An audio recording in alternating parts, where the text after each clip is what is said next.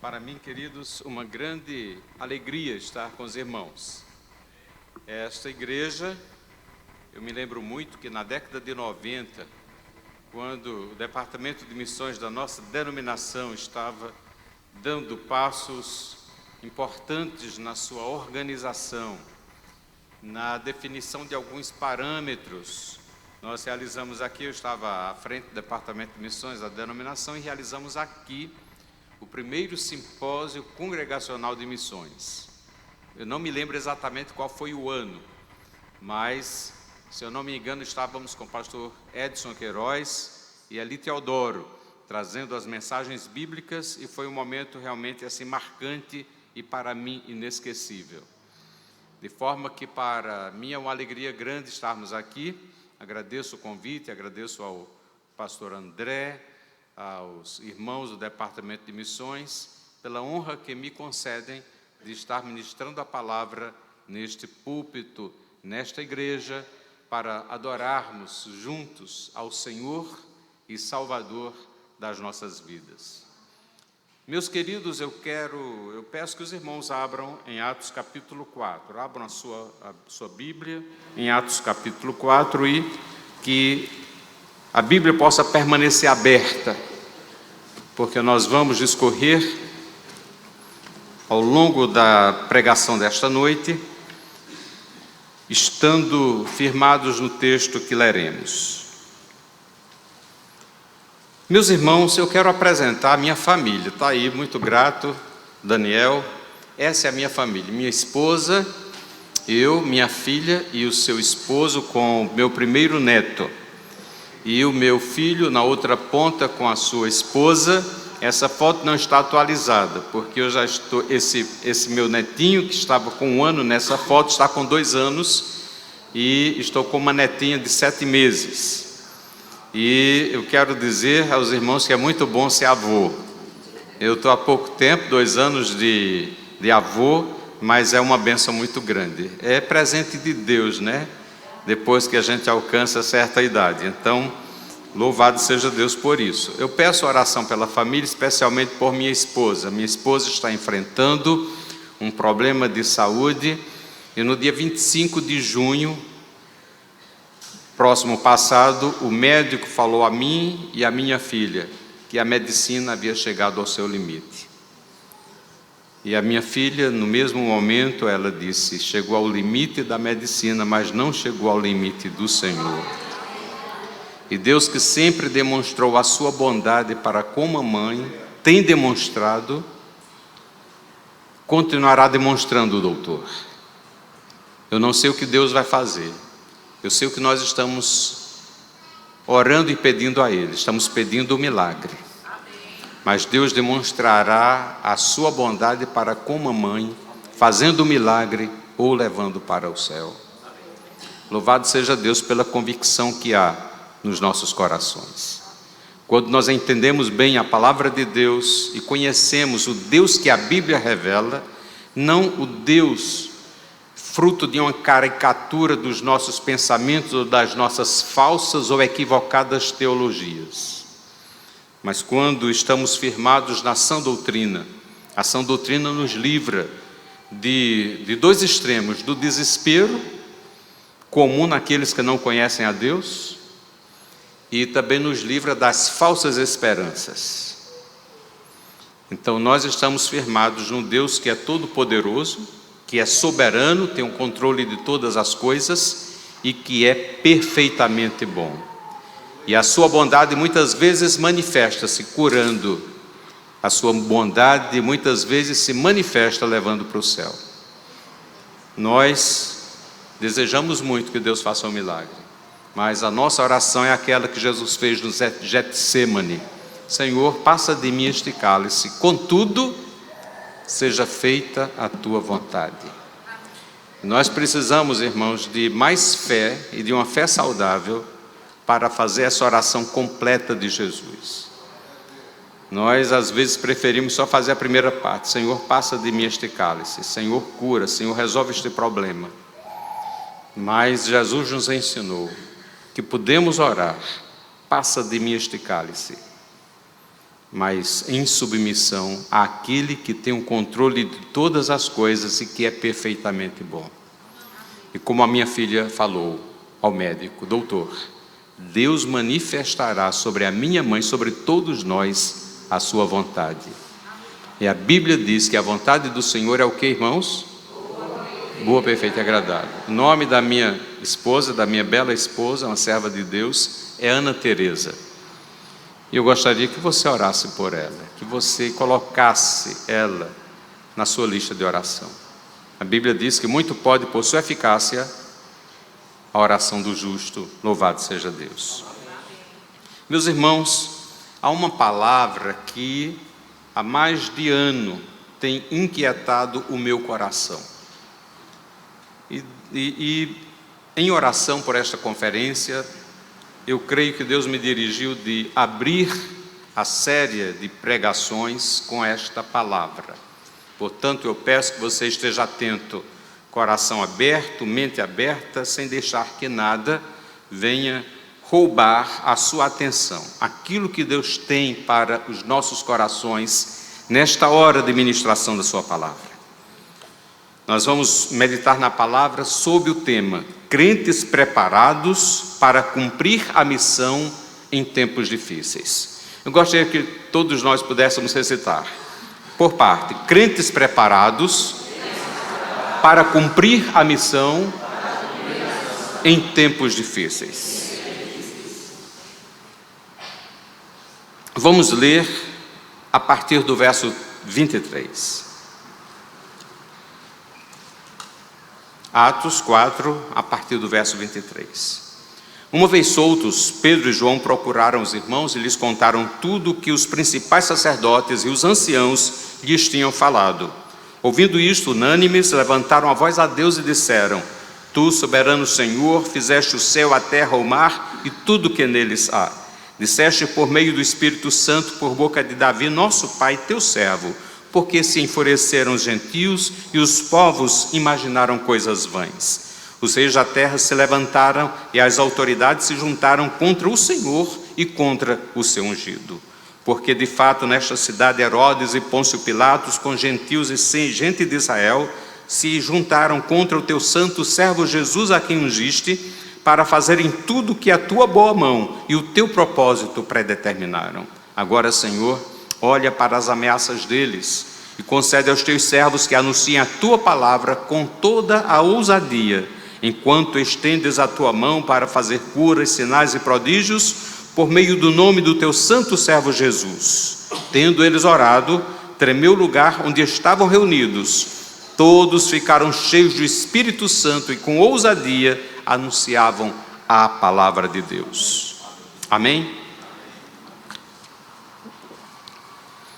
Qual é o tema, irmãos, da pregação de hoje?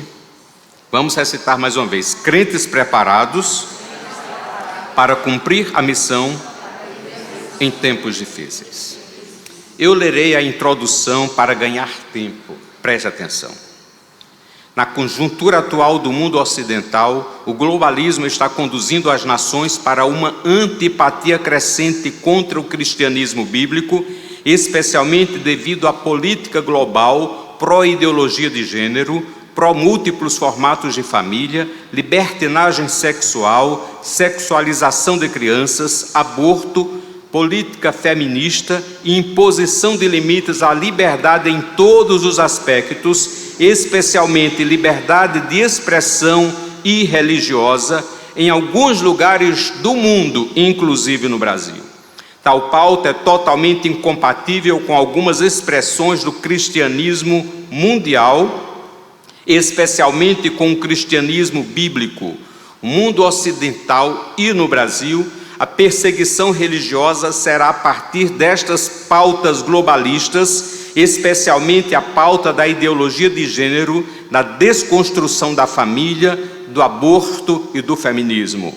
A predominância do relativismo, a decadência da moralidade e da ética, a desconstrução dos valores e da cultura judaico-cristã, a exacerbação do individualismo, a diminuição da liberdade e o crescente domínio do Estado, aliadas à vigorosa rejeição de posições religiosas dogmáticas como as nossas, tornarão este mundo cada vez mais hostil aos cristãos bíblicos, e a igreja já está sendo crescentemente antipatizada, de forma que este mundo está se tornando cada vez mais desconfortável, insalubre e perigoso para as pessoas comprometidas com a Bíblia e decididas a serem verdadeiros discípulos de Jesus de Nazaré. Diante da montagem acelerada da nova ordem mundial, que vem sendo pacientemente montada há anos por gente poderosa e por bilionários como George Soros, Bill Gates e outros, e que foi fortalecida com a pandemia, é necessário que os servos de Deus estejam muito bem preparados para enfrentar com firmeza a toda essa onda anticristã, e para que se mantenham firmes na fé, nas verdades, nos princípios e nos valores bíblicos. Todos nós precisamos de renovada coragem para proclamar o Evangelho aos pecadores perdidos, que estarão cada vez menos interessados e abertos para ouvir-nos, e parte deles antipatizando-nos cada vez mais. Por isso, queridos, precisamos aproveitar o pouco tempo em que muitos corações ainda estão abertos para evangelizar, sem perda de tempo e sem perder oportunidades. A construção da nova ordem mundial é feita com a desconstrução dos valores da cultura judaica cristã, inclusive com a relativização da verdade, da arte, do que é belo, do que é certo, do que é bom. Estamos vivendo a inversão de valores que o profeta denuncia em Isaías capítulo 5, verso 20. Ai dos que ao mal chamam bem e ao bem chamam mal, que fazem das trevas luz e da luz trevas, que mudam o amargo em doce e o doce mudam em amargo. A sociedade de hoje está estabelecendo novos paradigmas de certo e errado, e muitos dos princípios e dos valores da cultura judaica cristã e da cosmovisão cristã estão sendo colocados na coluna do mal, das trevas e do amargo. Por exemplo, para essa sociedade posta no maligno, é certo o assassinato de bebês dentro do ventre, se assim a mãe o desejar. O mundo hoje não aceita que defendamos o formato bíblico de família, concebido por Deus e registrado em Gênesis, que é marido macho, esposa fêmea e filhos com sexo biologicamente definido. Para o globalismo, o certo é jogar na lata de lixo os valores cristãos. Estamos, irmãos, marchando a passos acelerados para um ambiente global semelhante a Roma, depois de incendiada por Nero e colocada a culpa nos cristãos. Marchamos para a construção de uma sociedade global anticristã, para que se cumpra cabalmente a profecia de Jesus: vocês serão odiados por todas as nações, por causa do meu nome. Esta profecia de Jesus ainda não teve o seu cumprimento pleno, mas parcial. Mas estamos seguindo para o cumprimento pleno desta profecia registrada em Mateus 24. Diante desta realidade à nossa volta, que expus, resumida e parcialmente, precisamos aprender com os irmãos da igreja primitiva e sermos cristãos de coragem, preparados para enfrentar um mundo hostil, sendo comprometidos com o Evangelho e com a evangelização de todos os povos da terra, comprometidos com o Evangelho e com a evangelização, para cumprirmos os propósitos de Deus neste mundo que jaz no maligno.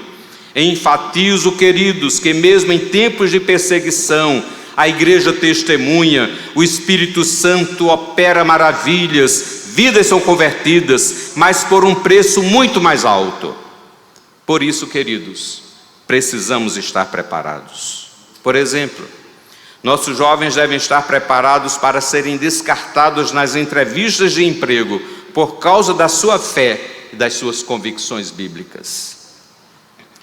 No texto que lemos, nós teremos ajuda para refletirmos biblicamente como podemos nos fortalecer e estarmos preparados para as lutas e oposições que enfrentaremos, que já estamos enfrentando e que enfrentaremos daqui para frente. Afinal, a Igreja de Atos dos Apóstolos também enfrentou a hostilidade de parte da sociedade, da cultura e o ódio de grande parte da liderança política e religiosa do seu tempo. Porém, aquela igreja não abriu mão da sua fé, dos seus valores e nem de cumprir a missão. O presente texto bíblico, irmãos, nos dá pistas de alguns dos principais elementos que foram fundamentais para a igreja primitiva enfrentar com coragem e firmeza as oposições de sua época e são os mesmos que precisamos para os dias de hoje, com as lutas e perseguições do nosso tempo.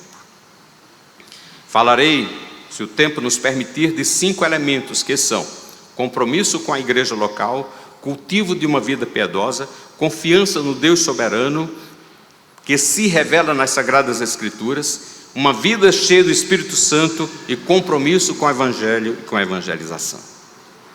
Primeiro ponto. Meus irmãos, a primeira coisa que ajudou os crentes de Atos a vencer as lutas do seu tempo e a cumprir a missão foi a firmeza do seu compromisso com a igreja. Bíblia aberta, veja lá versos 23 e 24. A Bíblia diz que uma vez soltos, Pedro e João procuraram os irmãos e lhes contaram tudo o que os principais sacerdotes e os anciãos lhes tinham falado. No capítulo anterior, aliás, nos versos anteriores, nós vemos Pedro e João sendo presos pela liderança religiosa por conta daquele milagre maravilhoso feito à porta do templo. Aquele homem paralítico, conhecido por todos, havia sido milagrosamente curado pelo poder do nome de Jesus. E aquelas autoridades furiosas os prenderam. Só não os mataram por causa da simpatia que eles tinham da parte do povo. E eles ameaçaram severamente para que eles não falassem mais do nome de Jesus. Aquelas autoridades não queriam amordaçar apenas Pedro e João, queriam através dele, através daquelas ameaças, amordaçar toda a igreja. Eles foram ameaçados, só não foram mortos por causa da simpatia do povo. E quando eles saíram da prisão, depois de ouvirem tudo aquilo, me chama muito a atenção que a primeira iniciativa de Pedro e João foi ir para a igreja, foi se encontrar com os irmãos. Queridos, e esta atitude demonstra como a igreja era importante para eles, como aqueles primeiros irmãos valorizavam a igreja, a vida em comunhão, o encontro dos santos, estarem juntos adorando a Deus. A igreja local que se manifesta na terra revela o amor de Deus, a graça de Deus. A igreja do Senhor Jesus que se revela através das igrejas locais, que tem endereço, que tem local, que tem templo, onde nós nos reunimos. E nós estamos aqui no templo de uma igreja local, louvando e glorificando o nome do Senhor. Para sermos servos corajosos e prontos para evangelizar e vencer as lutas do nosso tempo, precisamos estar enraizados e comprometidos com a igreja local, que é a manifestação espaço-temporal do corpo de Cristo. Queridos, precisamos lembrar que não há cristão saudável desigrejado, e não existe missionário bíblico desigrejado. Não há missionário que faça carreira solo. O missionário bíblico é aquele que é enviado por uma igreja local e tem dela todo o amparo espiritual e o sustento digno para ir ao campo realizar a obra do Senhor.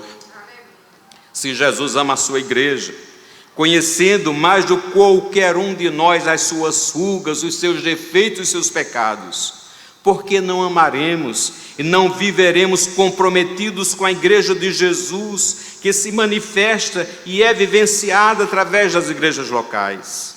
É no ambiente da igreja local, na comunhão dos santos, sob a liderança de homens de Deus, que somos supridos espiritual e emocionalmente para enfrentarmos as lutas e os desafios da vida, especialmente as hostilidades crescentes desta sociedade anticristã na qual vivemos. Meus queridos, eu acho tão interessante o pedido que eles fazem. O primeiro pedido que eles fazem na oração conjunta daquela igreja, que estava como um só coração, uma só petição, uma oração, um pedido unânime diante de Deus. Veja aí, no verso 29.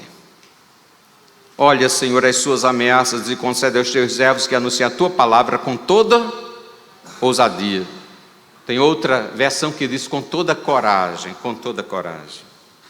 Meus queridos, eu fico impressionado com esse pedido dele. Senhor, dá-nos coragem.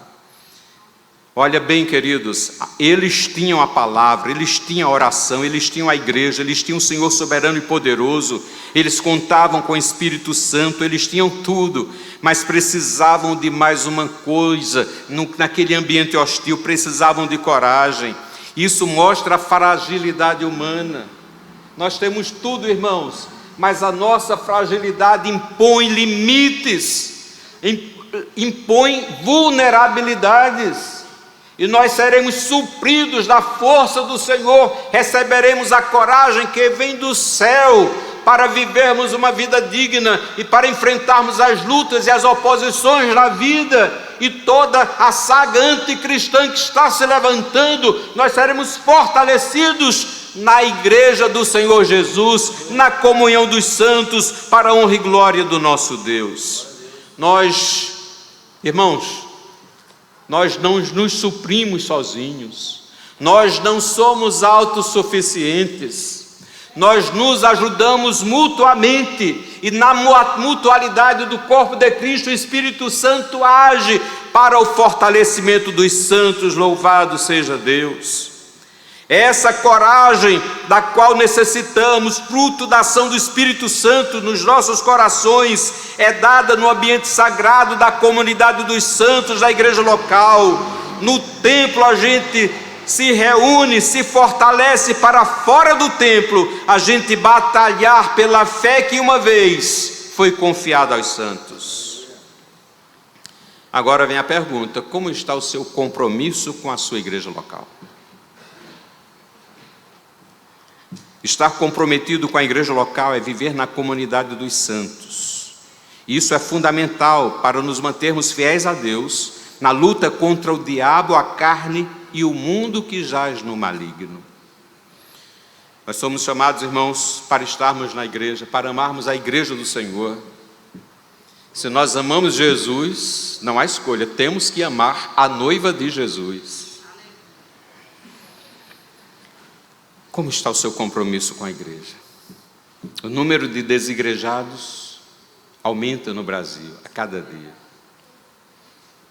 A pandemia trouxe um novo comportamento para muitos crentes: assistir o culto de pijama.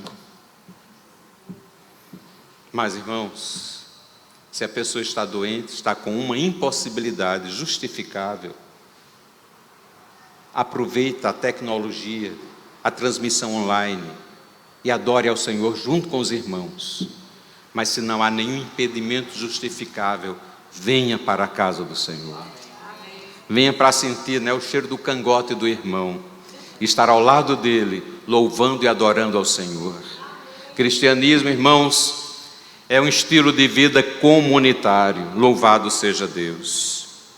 Então, primeira coisa que você precisa, que nós precisamos, estarmos comprometidos, enraizados com a igreja local.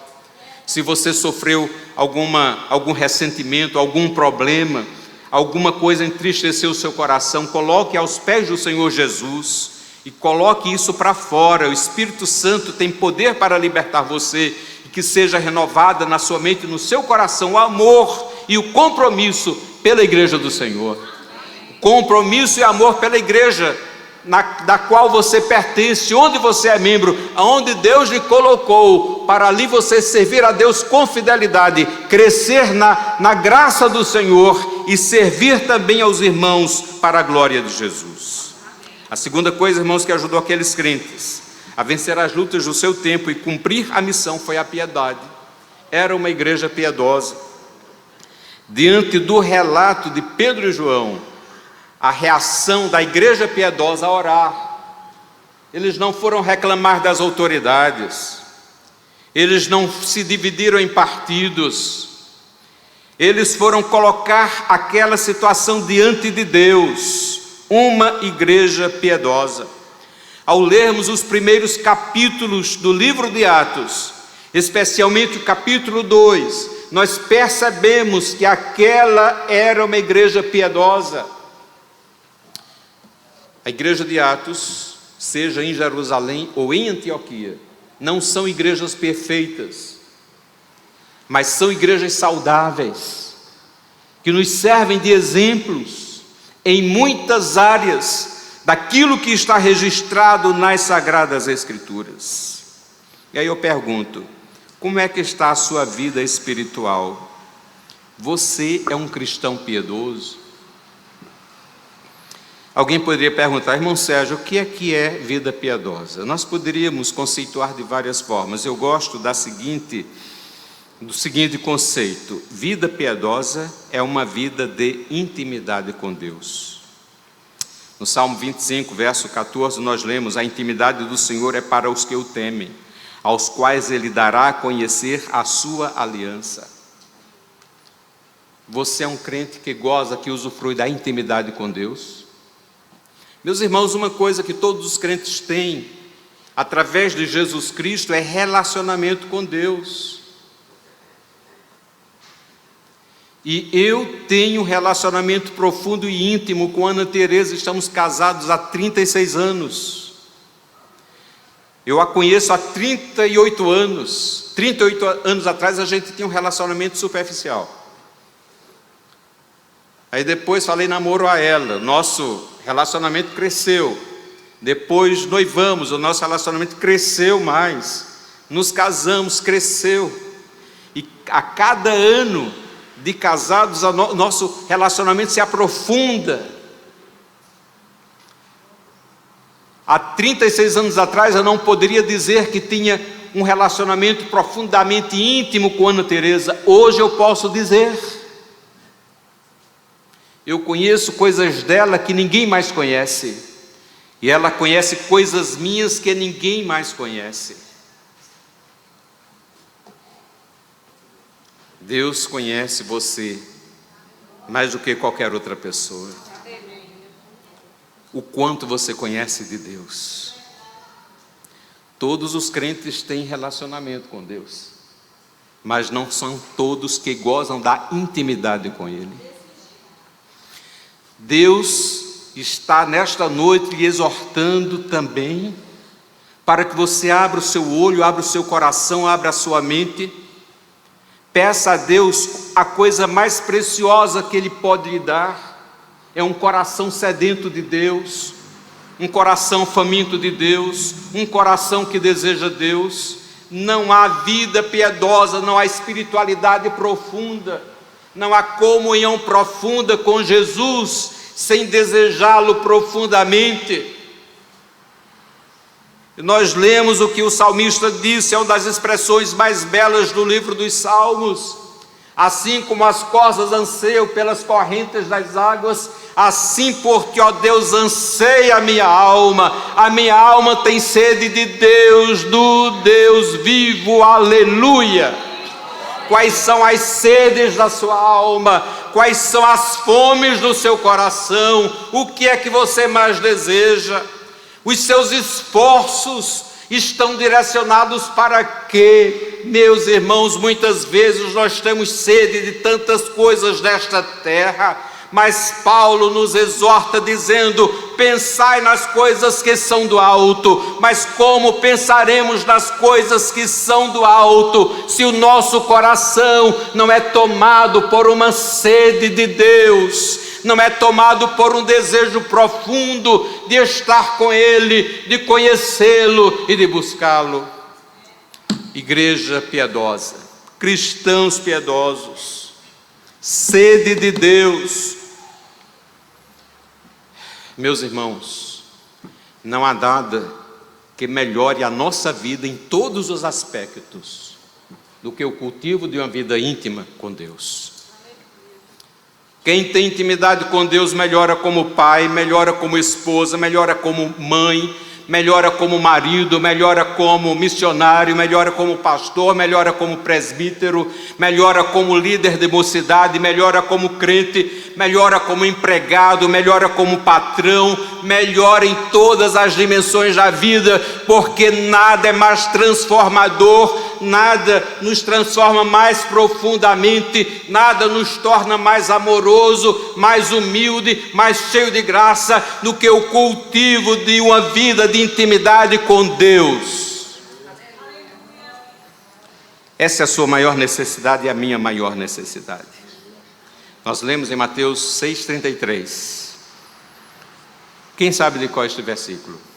Buscai, em primeiro lugar, o reino de Deus e a sua justiça, e as demais coisas. Agora eu pergunto, o que é mais importante do reino de Deus? O que é mais importante do reino de Deus? É o rei, meus irmãos. Não há nada mais importante no reino do que o rei. O serviço do reino não é mais importante do que o rei. Estar junto do povo que pertence ao rei não é mais importante do que estar junto ao rei. Você precisa ser um crente que frequenta os cultos. Você não pode conhecer profundamente a Bíblia Sagrada, a sã doutrina, se você não vier à escola dominical e aos cultos doutrinários. Para que você se torne um crente mais profundo, mais habilidoso na oração, você precisa, além de ter os seus momentos de oração, seus momentos devocionais em casa, você precisa orar junto com os santos, você precisa estar no culto de oração. A gente aprende uns com os outros, mas você precisa também frequentar o lugar secreto da oração, intimidade com Deus. Aquela igreja era uma igreja formada por crentes cujos corações eram dominados por um desejo profundo de estar com Deus, de buscar a Deus, de conhecer a Deus. Como é que vai a sua relação com a palavra? Eu sugiro que você peça a Deus que lhe aprofunde na relação, que você cultive uma relação de amor pela palavra, de meditação na palavra, de encarnar a palavra, vivê-la profundamente e proclamá-la. Você precisa amar a palavra, você precisa ler a palavra, precisa meditar na palavra, precisa se aprofundar na palavra, encarná-la e proclamá-la. Coração quebrantado, irmãos. Coisa melhor do mundo é a gente trabalhar com gente do coração quebrantado. Sabe por quê? Porque quando surge um problema, você resolver problemas com pessoas que têm um coração humilde e quebrantado é a melhor coisa que tem. Você já andou 80% da solução do problema, do conflito, quando você trata com pessoas humildes e de um coração quebrantado. Como é que está a sua relação com Deus? Como é que está a sua vida devocional? Você é um crente que apenas tem relação com Deus? Você não tem sede de Deus no seu coração? Se não há resquícios de sede de Deus no nosso coração, nós precisamos investigar-nos para sabermos se estamos na fé ou se somos apenas religiosos que se acostumaram a frequentar a igreja evangélica. Para vencer os desafios dessa época, você precisa de vida piedosa. Para ser fiel aos princípios e valores bíblicos, para cumprir a tarefa missionária, você precisa de vida piedosa. É um desastre. Missionários não piedosos, líderes cristãos não piedosos, pastores não piedosos, ministros de louvor sem piedade.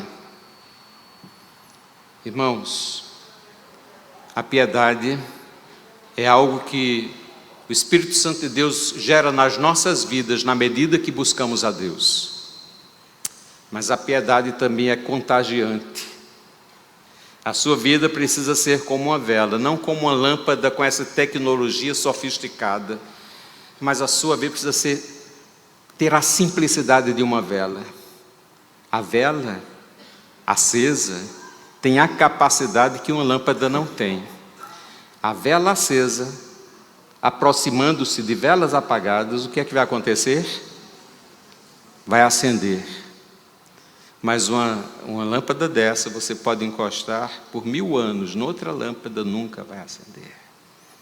Vida piedosa é como uma vela em chamas. Quem encostar nessa pessoa receberá a influência da piedade, a influência da intimidade com Deus. A impiedade também é contagiante. Meus queridos, a terceira coisa, vamos correr mais rápido, a terceira coisa que ajudou os crentes de Atos a vencer as lutas do seu tempo e cumprir a missão, era a sua confiança no Deus soberano e todo-poderoso das Sagradas Escrituras. Confiança nele diante de qualquer circunstância, de qualquer ambiente político, religioso, diante de qualquer tipo de oposição. Abra a sua Bíblia, ou esteja com ela aberta, deve estar com ela aberta, verso 24. Verso 24 conclui assim: e disseram, tu soberano Senhor. Que oração linda, irmãos, uma oração curta, profunda, bíblica, uma oração feita por quem conhece as Sagradas Escrituras e o Deus das Sagradas Escrituras.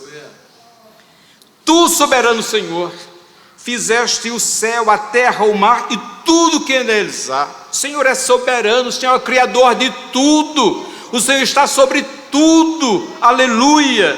Verso 25, disseste por meio do Espírito Santo, por boca de Davi, esse Deus que se revela pelo seu Espírito e que fala através de homens e de mulheres, louvado seja Deus. Deus fala através dos seus servos, aleluia. Tu, soberano Senhor, disseste por meio do Espírito, por boca de Davi, nosso pai, teu servo, porque se enfureceram os gentios e os povos imaginaram coisas vãs. Os reis da terra se levantaram, as autoridades se juntaram contra o Senhor e contra o seu ungido.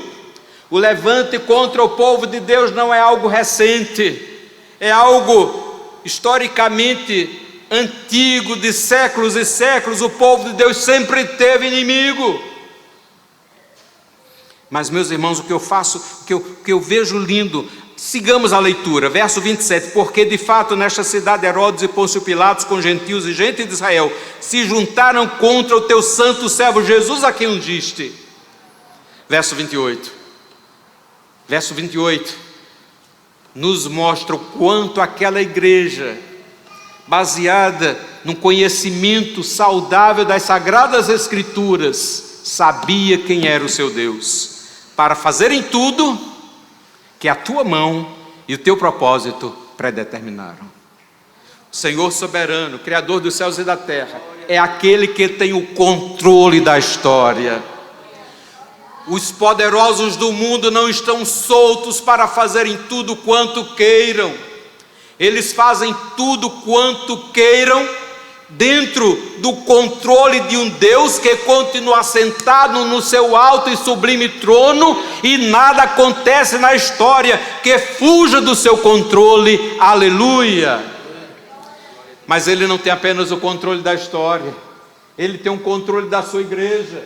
Ele controla as nossas vidas de tal maneira que nada acontece na vida do servo de Deus que não esteja sob o controle soberano, todo-poderoso e perfeitamente bom, daquele que se revela nas Sagradas Escrituras como Deus e Pai do nosso Senhor Jesus Cristo.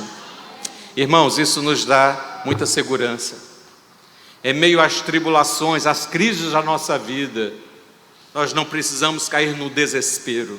Nós temos um Deus que é soberano, tem um controle de tudo, é perfeitamente bom, é totalmente confiável, louvado seja Deus. Qual é a crise que o irmão está passando? Qual é a sua dificuldade? Deus está no controle. E a bondade dele se manifesta em todas as situações da nossa vida, louvado seja o nome do Senhor. Então essa confiança no Deus soberano, que continua sentado no trono, que cuida do seu povo com amor e graça, e que conduz a história de acordo com os seus propósitos eternos, traz paz e segurança à nossa alma. Nós podemos descansar nele, aleluia. E mais uma coisa me chama a atenção: a igreja não orava contra as autoridades, mas orava por si mesma, não orava por escape e nem por proteção, mas orava por coragem e intrepidez para cumprir a missão, para continuar falando de Jesus mesmo em meio a um ambiente totalmente hostil. Que coisa linda, irmãos, que coisa linda. Que pelas Sagradas Escrituras, a sua confiança neste Deus soberano também seja fortalecida. A quarta coisa, irmãos, que ajudou os crentes de Atos a vencer as lutas do seu tempo e cumprir a missão, é que eram crentes cheios do Espírito Santo. Cheios do Espírito Santo. O relato de Atos vai nos mostrar, como já falei, eram crentes imperfeitos, tão vulneráveis e frágeis quanto eu e você, mas eram vidas cheias do Espírito Santo. E agora, lendo o verso 29, diz assim o texto bíblico: agora, Senhor, olha para as ameaças deles e concede aos teus servos que anunciem a tua palavra com toda a ousadia, enquanto estendes a tua mão para fazer curas, sinais e prodígios por meio do nome do teu santo servo Jesus. Essa era a principal petição deles. O Senhor nos dá ousadia. Nós não podemos calar, não podemos parar, temos que avançar como igreja. E qual foi a resposta de Deus, irmãos? Tendo eles orado, verso 31, tremeu o lugar onde estavam reunidos e todos ficaram cheios do Espírito Santo. Quais são as suas necessidades? A principal delas, eu posso lhe garantir, não é o aumento do salário. Para os jovens solteiros, não é casar.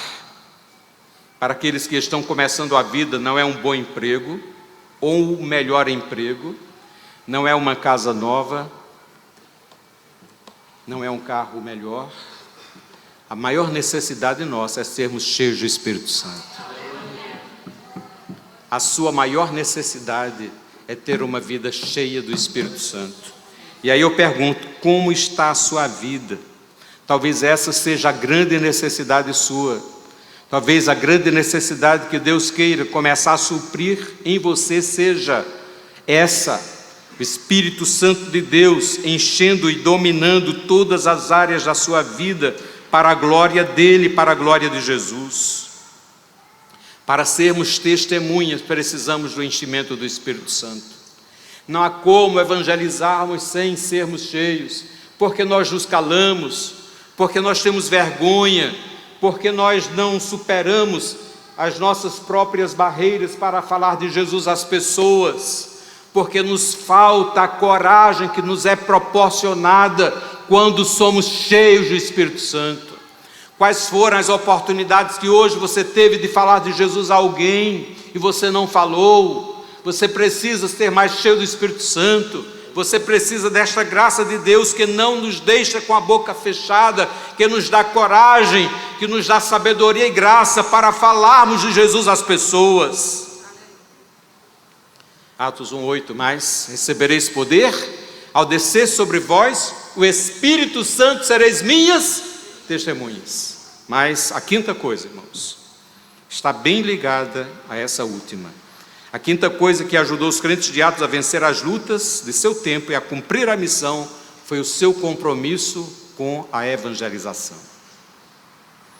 O que é que eles pedem? Senhor, nos dá ousadia, nos dá coragem para falarmos de Jesus. Nos dá coragem, Senhor, para anunciarmos a Tua palavra ousadamente. A resposta de Deus: todos ficaram cheios do Espírito Santo. E com a resposta de Deus, qual foi o resultado? Final do verso 31. E com ousadia, o que, irmãos? E com ousadia anunciavam a palavra. Era uma igreja comprometida. Aquela igreja percebia que na sua fragilidade, diante daquela hostilidade, a reação natural dele seria se calar, seria se proteger, Seriam eles mesmos se amordaçarem, mas eles não queriam isso. Eles tinham consciência da responsabilidade, eles sabiam que precisavam falar de Jesus, precisavam para serem obedientes, precisavam para serem fiéis a Deus, precisavam falar de Jesus porque é a maior necessidade dos perdidos, precisavam falar de Jesus porque é um dos meios mais eficazes de glorificá-lo em meio ao mundo que jaz no maligno. Mas eles disseram: Senhor, nós não temos coragem, nos dá coragem e ousadia. E Jesus sabia como lhes dar coragem e ousadia, enchendo-os do Espírito Santo. Era uma igreja realmente comprometida com a evangelização. Aquela igreja queria, preste atenção nisso, aquela igreja queria, mas faltava poder. Talvez você queira falar de Jesus na sua vizinhança, na escola, na universidade, para os seus colegas de trabalho, mas falta poder. Esse poder vem de Jesus, e Ele pode nesta noite lhe dar o poder que você necessita. Mas tem alguns crentes que o caso é mais grave. Os seus corações ainda não foram despertados para querer, estão acomodados, não sentem a necessidade de falar de Jesus, não pesa-lhes no coração esta responsabilidade. Quando perdem oportunidades, não vem peso na consciência, estão como que anestesiados. Parte da igreja dos nossos dias precisa ser chacoalhada por Deus, para que venham querer, para que assim sejam revestidos de poder, para fazer a obra de Deus e cumprir com a tarefa da evangelização. Meus queridos irmãos, em 2021 Deus despertou o meu coração e da minha esposa para assumirmos um compromisso com a evangelização do mundo, com a evangelização. Eu percebi que eu vivia uma esquizofrenia. Eu orava pelos pecadores longe, orava pelos sertanejos, pelos quilombolas, pelos ciganos, pelos indígenas, os povos nos quais a missão Juvep foca. Chorava e orava pela salvação dos povos não alcançados, mas não estava fazendo nada pelos pecadores à minha volta, os pecadores perto de mim. Eu reconheci o meu pecado e pedi perdão a Deus, e por sua graça e misericórdia, eu e a minha esposa assumimos um duplo compromisso. Primeiro compromisso, evangelizar o maior número de pessoas que pudermos. Eu confesso que eu ainda não estou como eu gostaria que estar, mas eu já avancei muito. Hoje, quando vinha no Uber, de casa para a rodoviária, evangelizei aquele motorista. Foi uma bênção. É interessante, quando a gente fala de Jesus, eu acho que a gente fica mais alegre do que quem ouviu. Evangelizar o maior número de pessoas que eu puder. E o segundo compromisso, ganhar uma pessoa para Cristo por ano. Aí você diz: mas irmão Zé, pensei que ia dizer uns 10, uns 100, só um. Sim, é o mínimo. Eu quero ganhar um.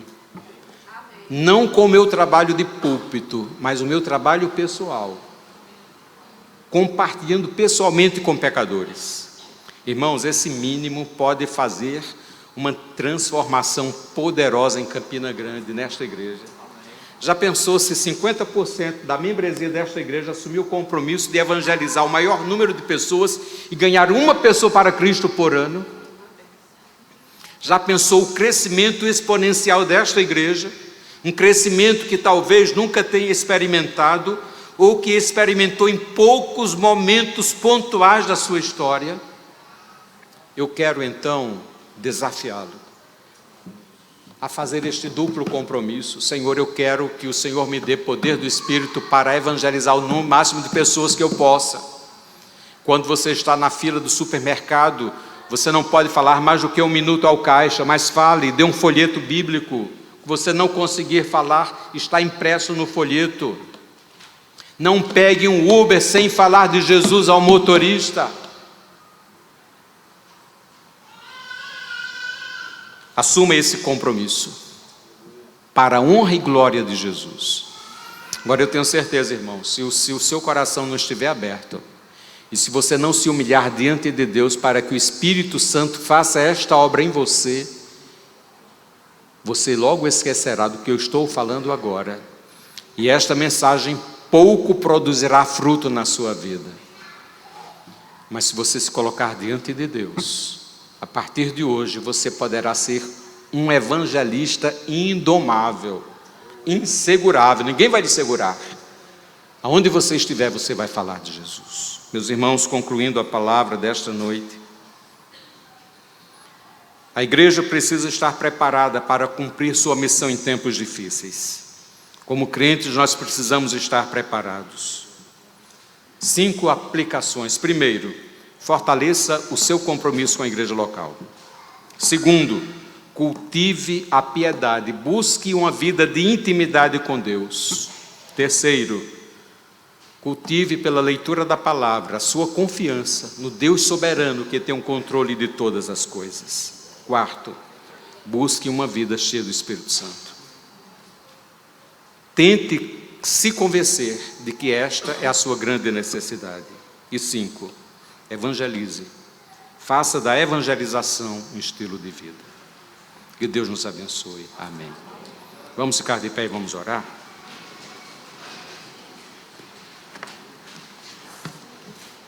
Senhor, estamos vivendo dias difíceis. Dias em que o cristianismo está sendo atacado de todas as formas. Até na abertura da Olimpíada, o cristianismo foi caricaturado. Ó Deus, isso apenas simboliza o espírito que atua neste mundo que jaz no maligno. E esta sociedade está cada vez mais arrogante, cada vez mais ousada nas suas blasfêmias contra Deus, na sua antipatia crescente contra a igreja de Deus. E nós te pedimos que neste ambiente hostil, nós possamos estar bem preparados, firmados na tua palavra, firmados na sã doutrina, firmados numa vida piedosa, cultivando a nossa relação com Deus, buscando a intimidade contigo, esta intimidade transformadora, e que o Espírito Santo domine as nossas vidas, que busquemos, que tenhamos anseio de sermos pessoas cheias do Espírito Santo, e que assim, Senhor, sejamos pessoas indomáveis ao falar de Jesus a tempo e a fora de tempo, falar de Jesus a todas as pessoas com as quais cruzarmos o caminho e a todas aquelas que fazem parte da nossa rede de relacionamentos. Ajuda-nos a sermos igreja evangelística e missionária, a sermos crentes que evangelizam e que fazem missões. É o que nós te pedimos por obra e graça do teu Espírito nas nossas vidas, por tua misericórdia e bondade, no nome santo do Senhor Jesus. Amém. Os irmãos ainda de pé, nós vamos